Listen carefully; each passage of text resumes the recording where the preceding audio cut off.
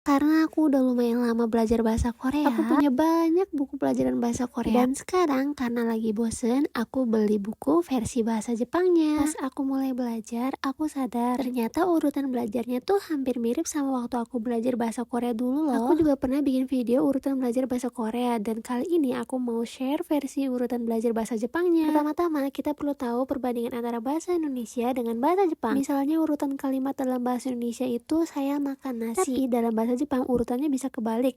Saya nasi makan. Ini penting banget buat dasarnya loh. Selanjutnya ini wajib ya, hafalin hiragana dan katakana. Gak cuma hafalin, tapi kalian harus tahu penggunaannya harus seperti apa. Huruf dalam bahasa Jepang ini bakal kepake banget, jadi jangan bergantung dengan romanisasi dan juga jangan langsung sok-sokan lompat ke kanji. Kanji itu perlu, tapi mulai dengan hiragana dan katakana. Setelah bisa baca huruf, pelajari struktur kalimat dasar seperti subjek plus objek plus kata kerja. Ini penting loh supaya kamu bisa mulai membuat kalimat sederhana. Sebelum hafalan kosakata, kalian harus tahu apa perbedaan kata sifat dengan kata kerja serta penggunaannya. Jenis kata sifat dalam bahasa Jepang itu ada dua, dan kata kerjanya berbagai macam bentuknya. Jadi jangan langsung hafalan kosakata, tapi harus tahu gimana sih perubahan-perubahan dalam kata kerja dan kata sifat. Setelah latihan mengubah bentuk kata sifat dan kata kerja, kamu bisa mulai hafalan kosakata. Di sini kosakatanya udah dikumpulin dalam bentuk tabel dan teratur. Jadi buat awalan ini cukup banget dan gak perlu ribet nyari satu-satu di website. Ngerti struktur kalimat udah, hafalan kosakata udah, coba latihan percakapan sederhana. Kalau kamu sendirian gak apa-apa karena ada romanisasinya, jadi gak usah takut salah. Selanjutnya, kalau kamu udah cukup lancar, coba belajar idiom atau slang yang sering dipakai orang Jepang sehari-hari. Menariknya, buku bahasa Jepang yang aku beli ini juga dilengkapi dengan QR code yang bisa kamu scan buat akses materi tambahan kayak audio, latihan soal, atau video. Jadi belajarnya gak terpaku sama buku aja. Intinya, belajar bahasa Jepang itu bertahap. Jangan buru-buru ke hal yang sulit dan lewatin dasar yang diajarin di buku ini.